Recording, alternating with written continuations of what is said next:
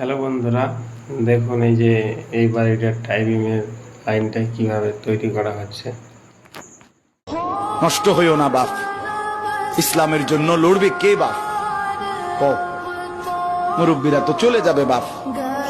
18 বছরের ছেলে, 20 বছরের ছেলে, 22 বছরের তাগড়া জওয়ান, তুমি নষ্ট হয়ে গেলে, তুমি চরিত্রহীন হয়ে গেলে, তুমি যদি সারাক্ষণ নারী ছাড়া, ছবি ছাড়া, মদ জুয়া অশ্লীলতা, তুমি যদি মোবাইলের আসক্তি ছাড়া চলতে না পারো, আগামী দিনে ইসলামের জন্য তুমি করবা কেমন, লড়বে কেমন? আগামী প্রজন্ম তোমার হাতে নিরাপদ দিন পাবে কেমন? বেঁচে থাকার নিরাপত্তা মিলবে না।